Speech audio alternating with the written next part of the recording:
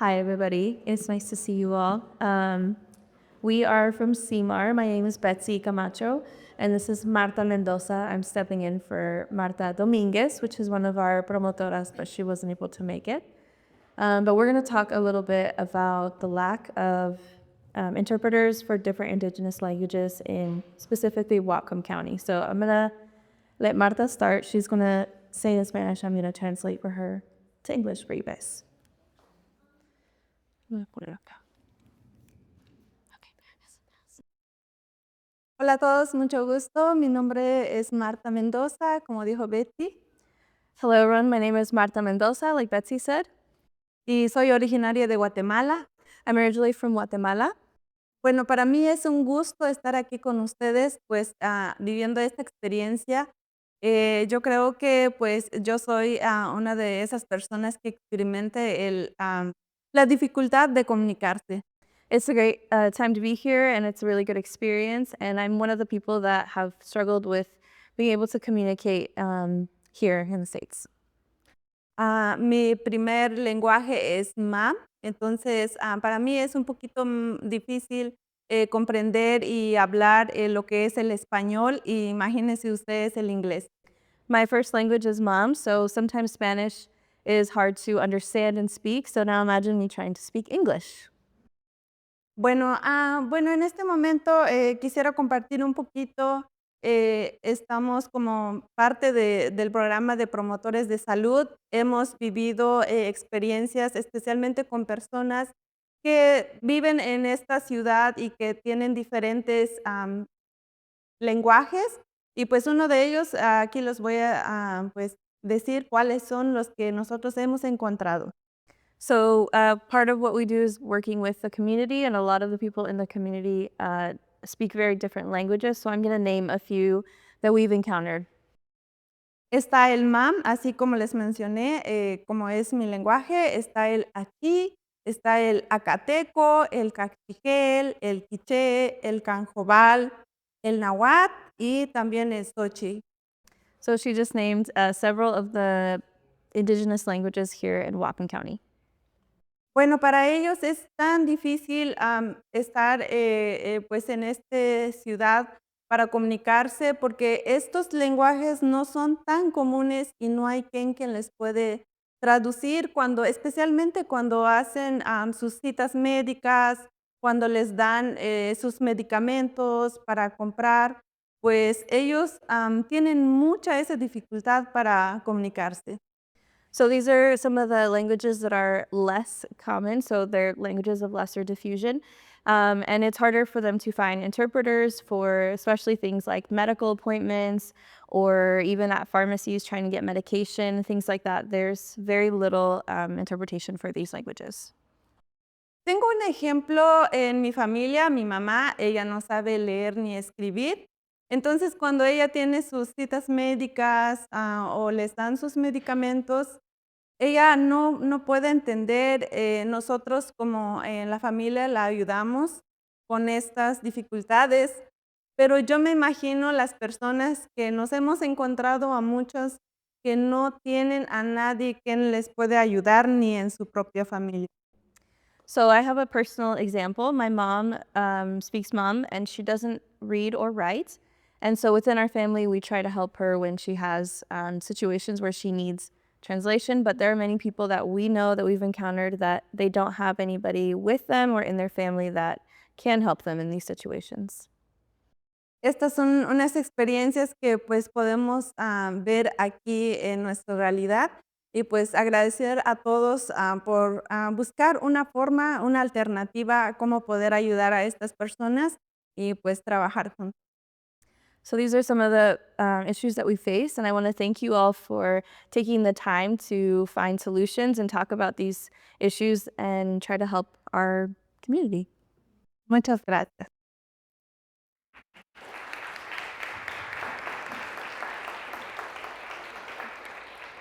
I'm going to speak on behalf of Marta Dominguez, who is one of our promotoras. She is from Oaxaca and speaks Mixteco. She had to work, so she wasn't able to come. But she sent me a few points that she's very passionate about finding interpreters for the indigenous languages, and she mainly speaks for the Mixteco community. And so she sent me a few things that she wanted me to convey to you guys. So one of the biggest struggles that we are facing is finding the correct dialect. As many of you know, Mixteco has over 60 variations.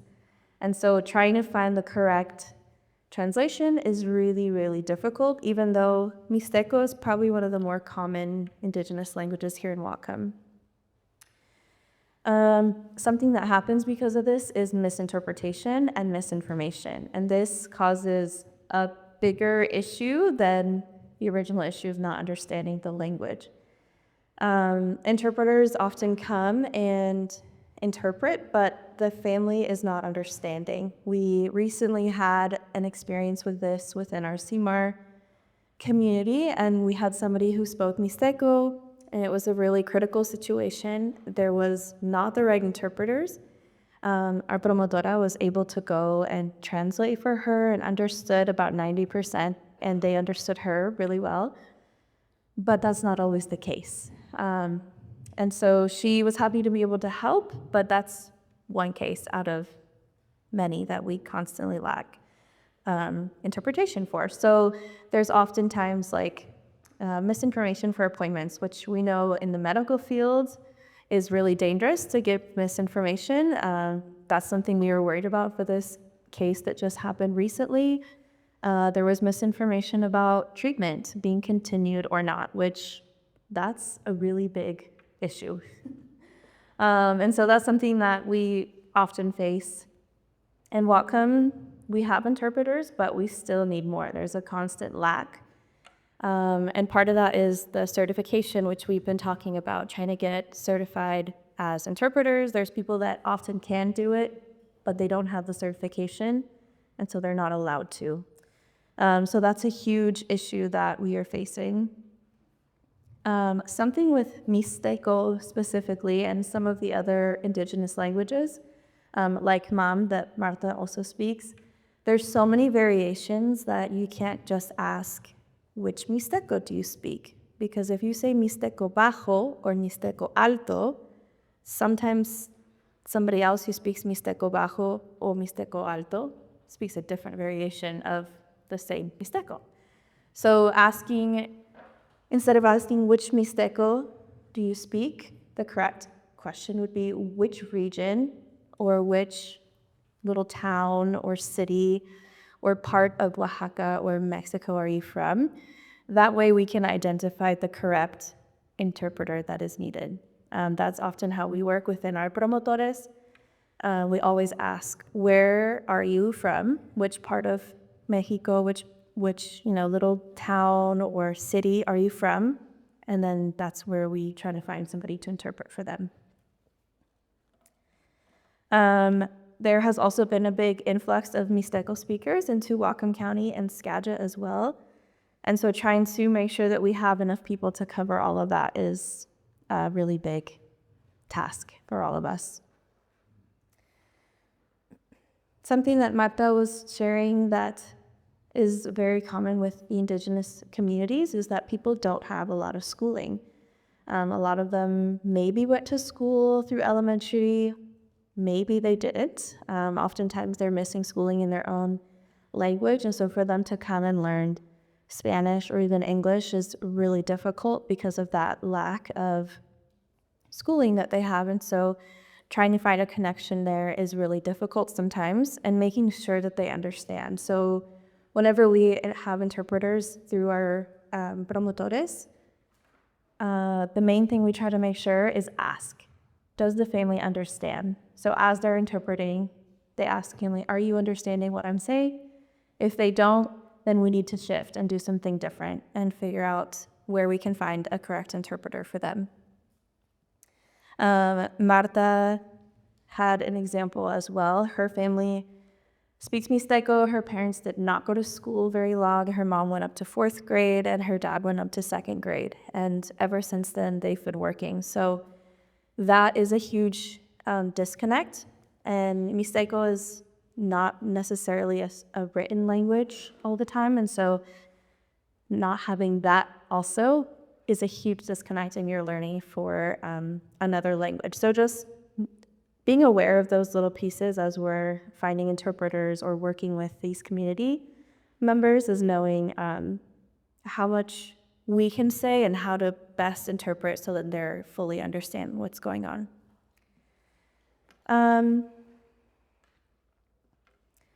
Also, interpreters come and they sometimes are part of the same community as the people that they're interpreting for, and so making sure that we respect the patient's privacy, that has been an issue in the past sometimes. And also making sure that as we interpret, we are only interpreting. We're not coming in and having our own ideas or sharing our own information, which can be difficult sometimes, but our job was to interpret what is being shared from our doctors or at schools or wherever it is that this is happening.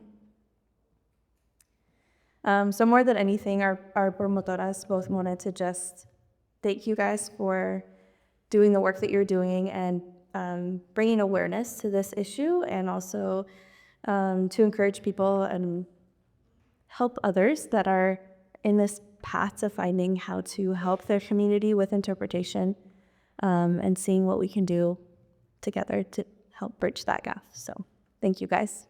I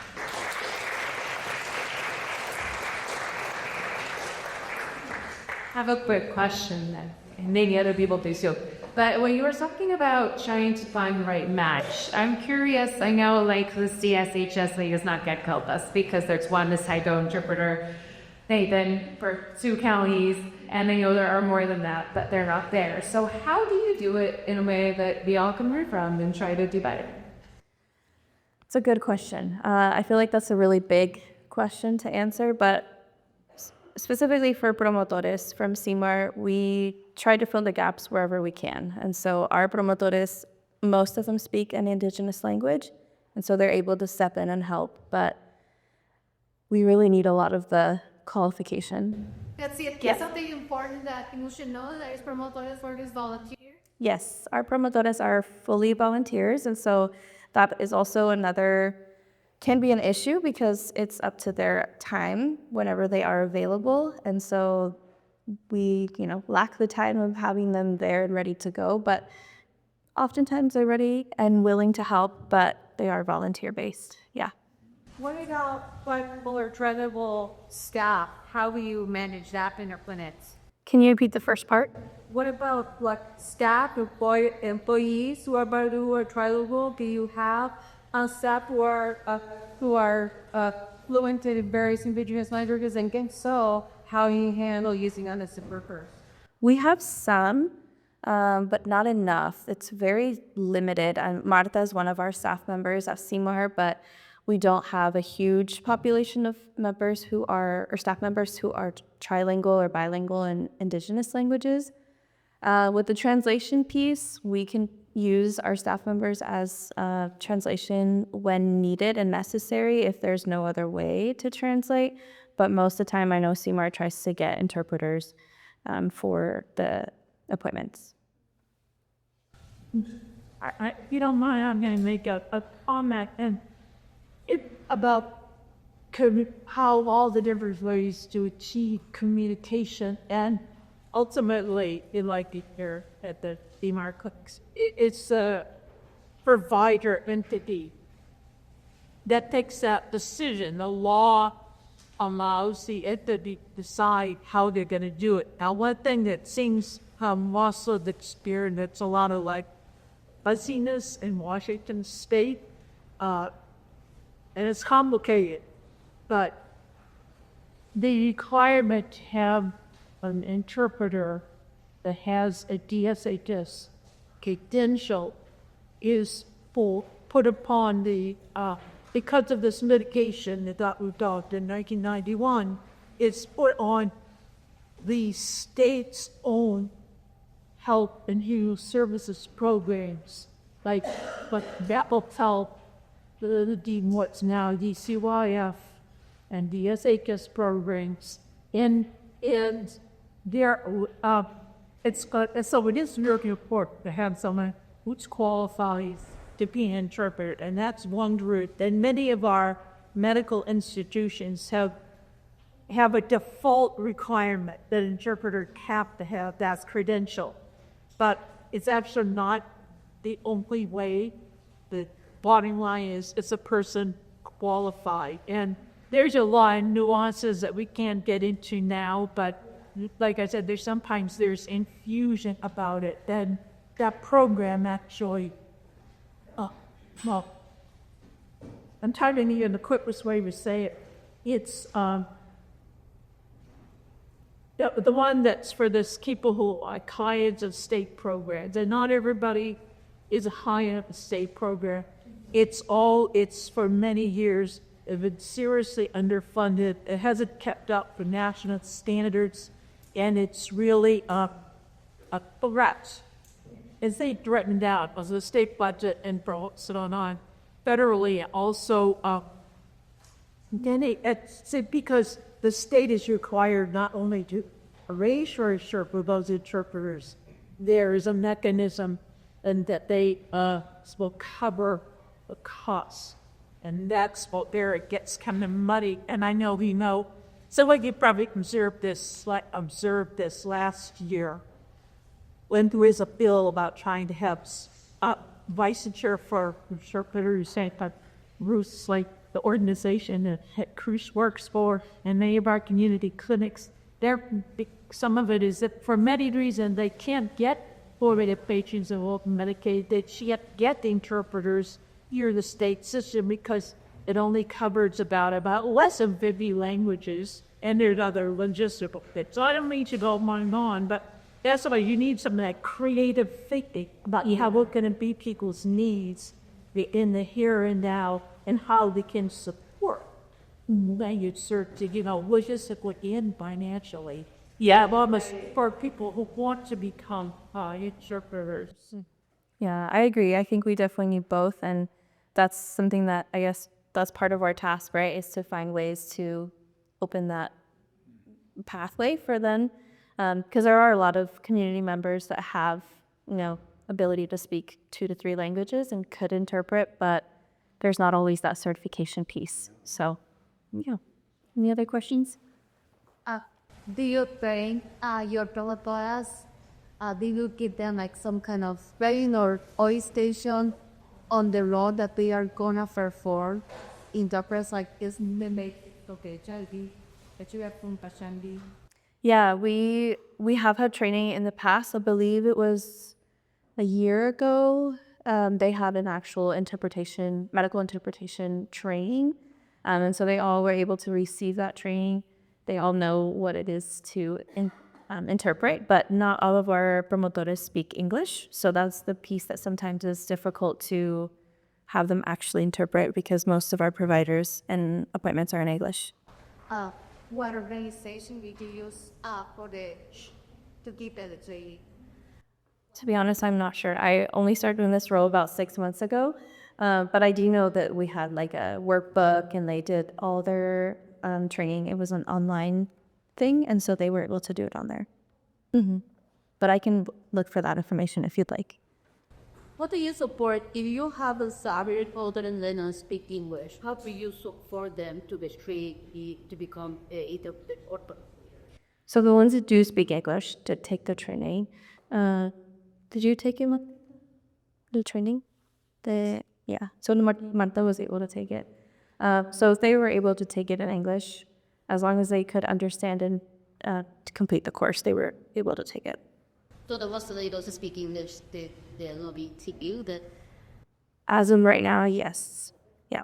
Denise has really interpreting, but when you have an interpret 6, let's say Spanish and then say English. If they're able to speak English and Spanish and the hard. Well, sure, you should try. Yeah, 2 separate interpreters. One that I see. If we need to, yes. It's also done in sign language. Sign language.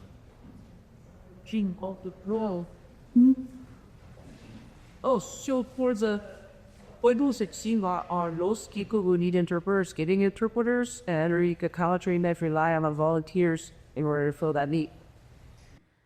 I believe most people that need it are able to get interpreters. We do have interpreters that are staffed or paid interpreters that come. Our volunteers only step in when it's usually not a typical appointment. It's usually like another situation, or it's, you know, a care coordinator situation or a case manager that's needing extra support, and there's no interpreters that are there. For you, some visited in people or all?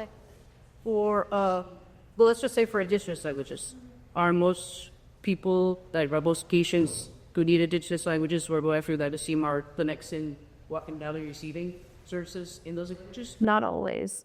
When we do our mobile clinics, our promotores that come with us are able to interpret for their indigenous languages, but at the clinics, it's not always available. So I can speak to in Blotham Study Time. SeaMar are fortunate to have two in-house software systems who are trainable. But like Betsy was saying, it's much more complex than that. They might be from the same age, they might understand each other well, you understand each other for a certain percentage of the conversation. The team would also contracted universal language surveys, but that use that service though that denials are common in the whole waters.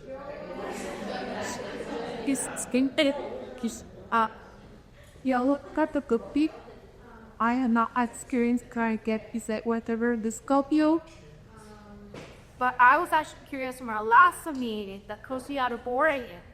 What are they doing? She bring her service in up here. And hey, man, you will the presenter email. Yeah. Yeah, so but that get the they're able Oregon and they're focusing on Oregon. So they're not a company, it's a black but just in your personality or TFL projects. But I mean not that of Wine or Washington, but yeah.